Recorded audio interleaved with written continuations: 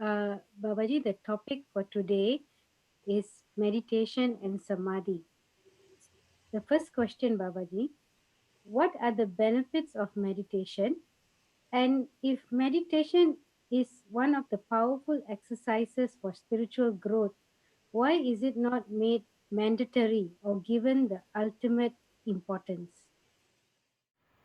Uh, One thing, the benefits of meditation. Spiritually, we are much more than the birth and death of this physical body. Our existence is in the infinite form of the soul. But just now, if the mind is unaware of that, it has to be aware. Like, for example, any one of you take your names. If I call you in your name, you would be aware that it is your body's personality that you have imagined. Oh, this personality is me. So Babaji is calling me. If I just call you, hey Atman, inga vada abdinaka, people might get confused. They may not understand ki, what is this old man calling? Whom is he calling to? All are Atmans. You have to be aware that you are that Atman. So this meditation is the gateway, beginning and the end, which will take you back to that. Because the meditation's basic meaning is your attention to. You have to pay attention. Just now, you are unable to pay attention to your real existence because it is preoccupied with its own imaginations. Just like I have told example, your consciousness is preoccupied with the cinema that is running on the screen, so you are unable to be aware that you are sitting there and you are watching the movie. To that extent, the consciousness can get sucked into the illusory thoughts, visions, or make cinemas like that one. This world, imagine how powerful illusion this is. If on a small TV screen, if the movie or something that is running can suck your consciousness, so then imagine this entire universe. So that is what has happened. So we have to teach you to the return journey to become aware, because that you have forgotten about real self. You are undergoing all happiness, unhappiness, fear, tension, pleasures and unpleasantness. All these things are happening. Everybody wants happiness. You ask anybody in the world, nobody will want, oh, let it be unhappiness. It is a different thing. Like in Mahabharata, Kunti asked Krishna, give us all the troubles so that we can remember you. When I remember you, we will always be happy. So in the midst of troubles also, she wanted to be happy. That's why she wanted those troubles, because if there are troubles, we will remember God, we will remember Guru. That's what it is said. So if we practice this meditation, first step is to erase all the imaginations and the acquired habits of the mind. That is why we ask you to just watch in between eyebrows. Watching and thinking are different of the mind's aspects. Mind is able to think and is able to watch. If it achieves 100% watching, then it stops thinking, it is unable to think. So that is what one needs to achieve first. Just watch means we repeatedly keep telling, do not analyze. If any thought comes, just watch. If any vision comes, just watch, do not analyze. Then it will be beneficial meditation. Then your mind will give up those thoughts, habits, those visions, habits, and it will become quiet. As it starts becoming quiet, it will start enjoying the happiness, that peace. Constant craving of the mind is the basic reason for all unhappiness. That's what all great masters have always told. Even Buddha, Bhagavan Buddha also has told, our Swamiji told all these things. So that is the first benefit of meditation. When one day you are able to achieve total silence of the mind, When the total silence of the mind happens, means only the consciousness of existence, a consciousness that you exist only remains, no other thought, no other definition, not even the I or who am I or what am I, nothing remains there. But you exist, you don't disappear, you don't become unconscious. That experience will take you to the self. So that is the first benefit. This is combined with supreme peace and happiness. That's what everybody is looking for. So that peace and happiness automatically descends, it comes there. So worldly benefits also there. Your mind becomes more stronger, your willpower, your focus, concentration power, your memory power, application of the brain, everything increases tremendously. So like this, all these are the benefits of the meditation. So now you see why people have not made it mandatory. I wish they had made it. If every teacher, every master had taught only the meditation, this is the final, this is what only can take you to the truth, you have to do, even the God's grace can come only through this, then perhaps everybody would have tried to meditate and learn meditation at all. Different gurus try to teach different things, different terminologies. You do like this. They try to simplify. They try to make it a little more easy. The more easier one tried to make, we human beings always are very lazy. We want to get it instantly without putting any effort. Like 1 hour meditation, Swamiji insisted. We tried to make it half an hour. Somebody had written an email, is it okay if I meditate only for 15 minutes? I wrote it, even if you don't meditate also, it's okay for me, but not okay for you. So that's what happens. That is why this has not been made mandatory. When every teacher doesn't talk of the same thing, then different students will take up different students. So my guru has taught only to do bhajans, so I will do only bhajans. I am not going to do any meditation at all, they say. So that is what happens. That is the reason it is not been said as mandatory. But whatever you do, you repeat a name or a mantra, or you try to do bhajans, you try to do anything, you listen to a lecture, your mind's application, dhyana, is important. Dhyana has to happen. Meditation has to happen. Like when I am talking, if all the 59 participants, you are all sitting, if every one of your mind is here, applied here, then you will be aware of what the truth I am talking. Otherwise, if your mind has run somewhere else, so that is the reason. Thank you, Babaji. The second question is, what are the things we should not do before and during meditation? One thing is, you should have taken sufficient rest when you sit for meditation so that you don't feel sleepy or tired or these things.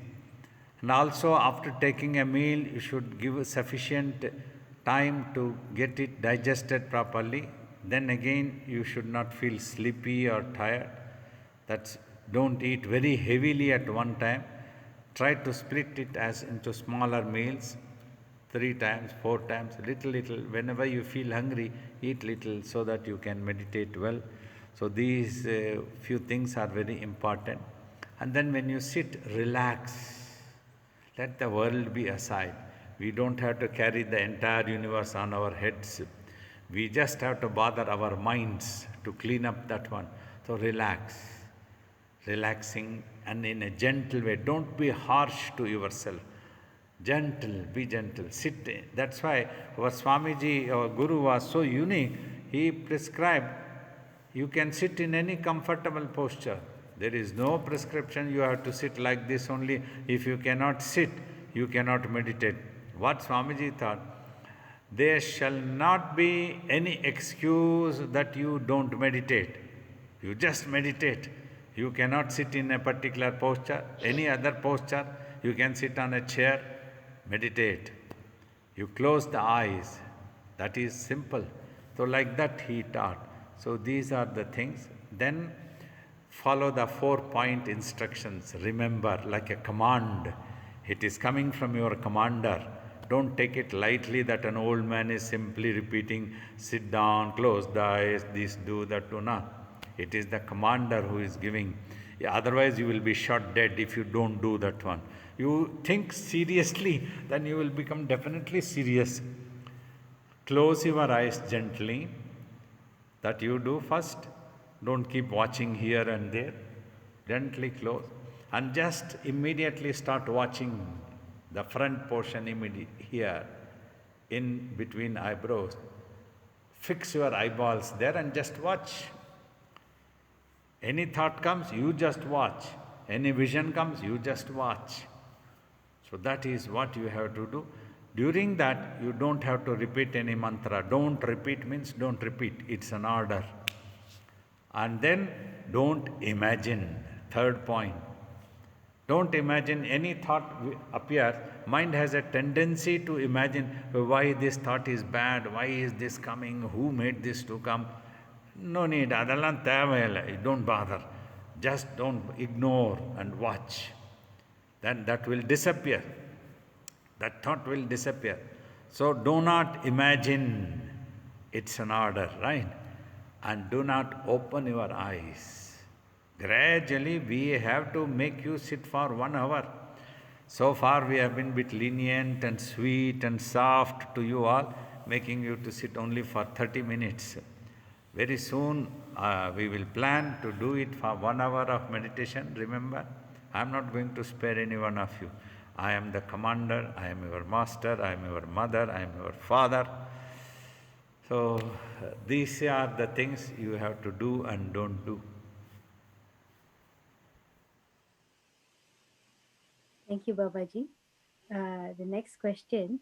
Babaji, I can't focus. My mind keeps on wandering on other things.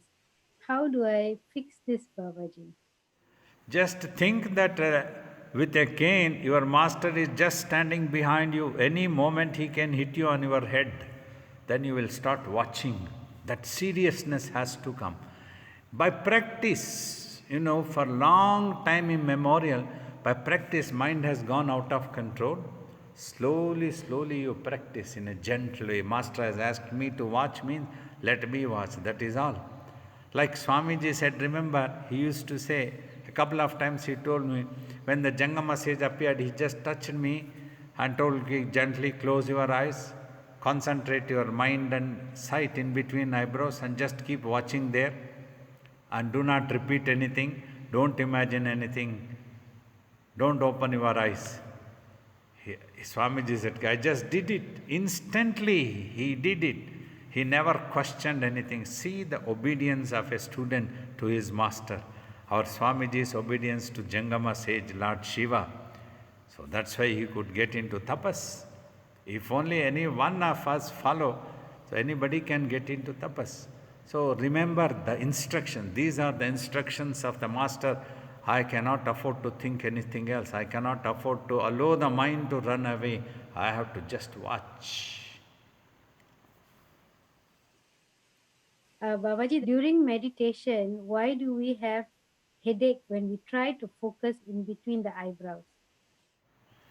Just again, remember these points. When I say gently close means gentle, be gentle. Don't be in a rush. You don't have to do all such things. That's what creates headaches. If you gently see the front portion, in between eyebrows I tell, but even if it is front portion, don't worry for a while in the beginning.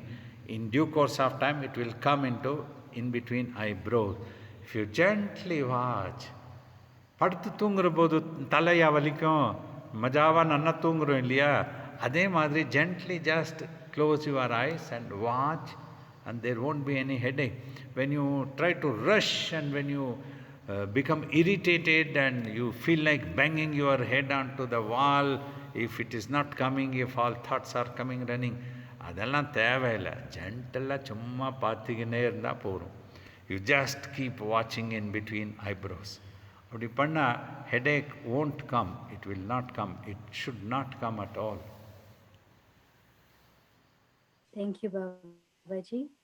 The next question, Babaji, you have mentioned before that during meditation, we are often trying to meditate, trying to withdraw from thinking, and only some amount of time will be in total meditative state. How do we increase the meditative state more effectively?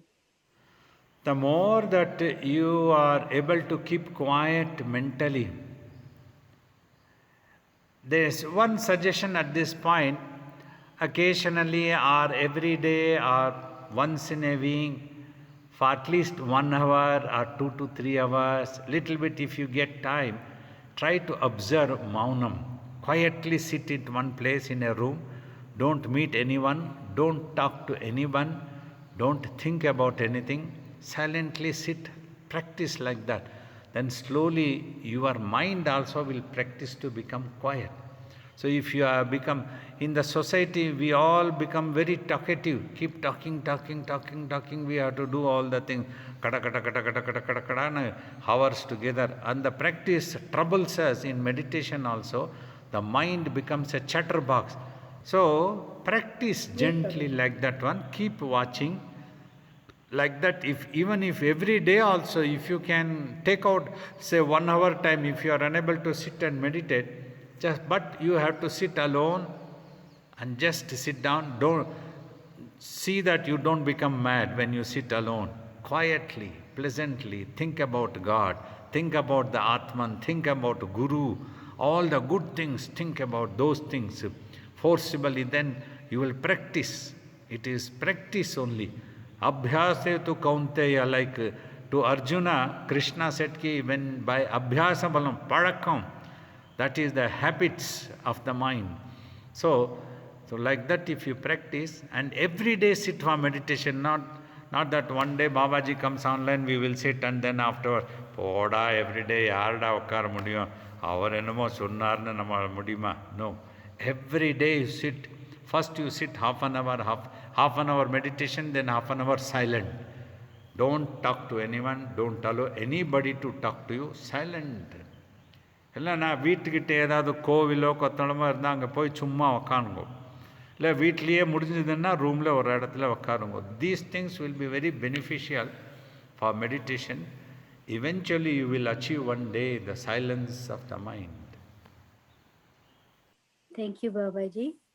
The next question, does watching or observing the mind during the day to day activities help improve meditation? That will also definitely help you what sort of thoughts coming to your mind, and then you slowly a little bit pull up yourselves. This is a wrong thought. Why should I entertain this? Every thought can be an obstacle. So I don't have to be thinking like this. So any other activity is necessary. You just think and don't work. Just think and work. Don't keep simply thinking. It is like that. So if you practice like that one, so unwanted thoughts will not disturb you. You have to practice during the daytime activity also. Watch yourself. What type of thinkings are coming? Any wrong thought coming? Like if we have a child, if it starts doing something naughty, wrong thing, immediately we want to correct that one. Hey, don't do this one. அந்த மாதிரி அங்கச்சேஷ்டை பண்ணாதே, சின்னப்பா அம்மா அப்பா எல்லாம் திட்டுவா. So like that your mind is your baby. Look after that.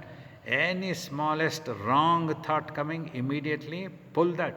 Hey, no, this is not the thing. I must not be thinking like that.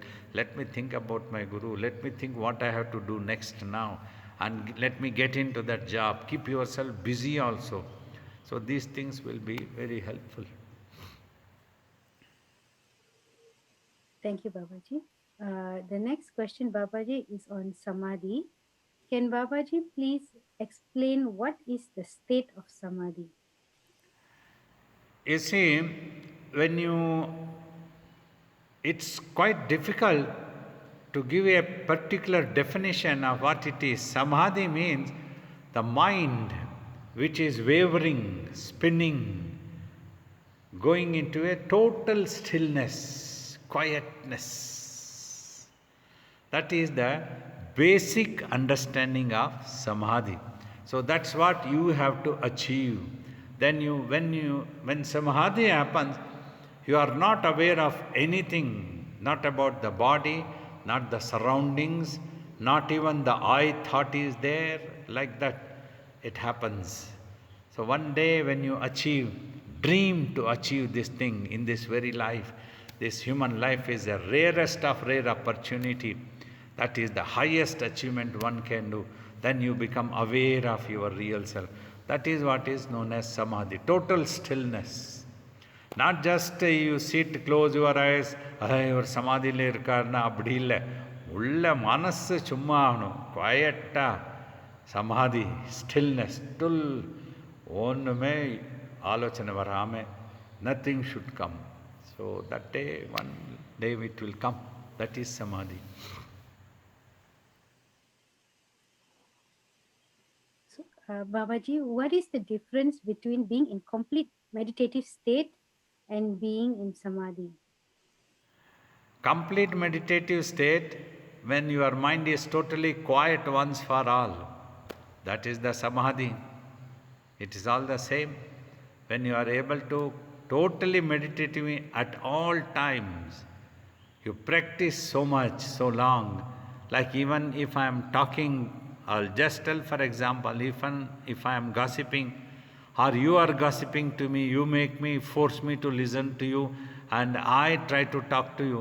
My mind is totally quiet and silent. It doesn't picturize, it doesn't, anything that is happening outside world, it doesn't reverberate in the mind. Mind doesn't spin or jump. It is still quiet, totally ever silent one. So that is the real meditative. It is always in the awareness of the self. Always meditative means not that as a separate entity you will be meditating on something. You have become one with that one. Now you are aware of only that existence and nothing else. That is the meditative. Your attention is Tattvamasyadi Lakshamana. And the shlokatal children, Brahmanandam Paramasukadam. Brahmanandam, you cannot even imagine such an amazing peace and happiness is there. Paramasukadam, supreme happiness. And such a yogi's attention is always on the tattva, on the ultimate truth. In ancient time, the sages called the divinity or ultimate truth as a tattva, means that. I am that. So the awareness is always on that. Quiet. Tattva masyadi laksham. Lakshamana, aim, attention is on that tattva. Thank you, Babaji. Babaji, is it true that when a person is in samadhi state, the people around the person and the environment will benefit from it? You are very greedy and lazy. You just want to go near a person who is in samadhi and want to get benefited. Really, it doesn't happen like that. These are all myths. Some vibrations will be there. You might feel some vibrations, a thrill, inspiration. Like when you sit with us, you might feel that inspiration, that thrill, or some vibrations. But you have to meditate. Don't simply think that when you go near a person who is in samadhi, you will also go to samadhi or you will get self-realized. Don't have such wrong notions. I want to tell the truth. I am talking the truth today. Many masters may not talk the truth, but our Swamiji always spoke the truth. He trained us to talk the truth. You have to do meditation, no escape. Anywhere you go, you do anything, any 100,000 times you prostrate, these will all benefit. When you have a reverence to the Guru, what the benefit is, you will feel inspired to do it yourself. Just like many people, they express on the email, whenever you are online, Babaji, the meditation comes so beautiful. The day you are unable to come online, it's very difficult. So like that, an inspiration you will get, some vibrations you will get, but you have to do meditation also.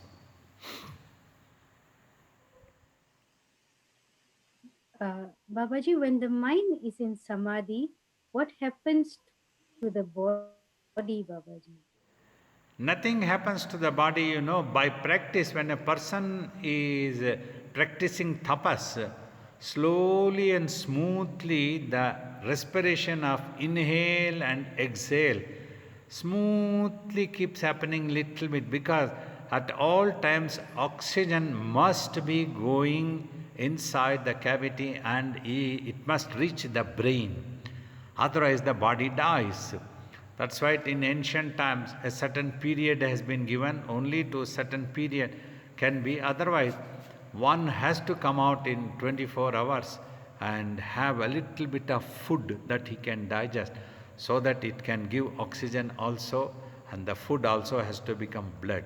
So body has to be looked after according to the rule. By doing this also, one can practice samadhi is possible. When one is in samadhi, such a person may not have conscious of the body or surrounding, and at that time other loyal disciples, devotional devotees need to be there to attend. Otherwise, sometimes the body can get harmed if one is practicing like that without any assistance. This is my personal opinion. Thank you, Baba. Can one go into samadhi due to intense bhakti, for example, in bhajans or prayers? It is only bhava samadhi can happen, because during bhajans bhava gets created, feelings get, or your mind's feelings can become inspired and totally single pointed. But it is the bhakti is on a particular form of the divinity, so then the mind can temporarily go into a single pointedness, which is known as bhava samadhi. So it gets connected to the divine or to the divine guru very well. These things happen. But for a total samadhi practice, silent practice is essential. No sound or sight. These two both needs to be rejected. That's what we tell that this meditation method with our Swami taught us is the highest methods practiced in ancient India, known as Rigvedic era, where you are trying to give the mind to become silent on its own. Like that, eventually one day when you achieve total silence, no sound and no sight, because the entire creation has happened based on the sound and sight. The rest of all the path is based on these things. If you are unable to keep the mind quiet, at least you try to focus on some form of the God, some name of the God, in the name of some music. Like a music can be a very good therapy for mind control and going into bhava samadhi. But to go into samadhi, it is the dhyana, silent meditation. Learn to keep your mind silent, then it goes to samadhi. Thank you, Babaji. The last question for today. How does the mind come out of the state of samadhi once it has gone into it? Uh, One is the divine's ordainment, the divine will bring you out. Another practice our Swamiji, our Guru taught us is to say, just keep a glass of water before going into the deeper meditation and samadhi. At least once you think, I have to have this glass of water. Then go. Then the deep samadhi comes. Then after some time, in due course of time, some hours later, so that thought will bring you out to have the glass of water. But this thought will not be an obstacle, because you will not be entertaining it as a reality. You will just imagine, I need to drink the water, and then you forget about it. You won't be worrying, I have to have the water, I have to have the water. Then you cannot go to samadhi at all. A tapaswin goes into samadhi, so then that brings him out, and then a small sip of water is taken. So this is how we were taught by Swamiji.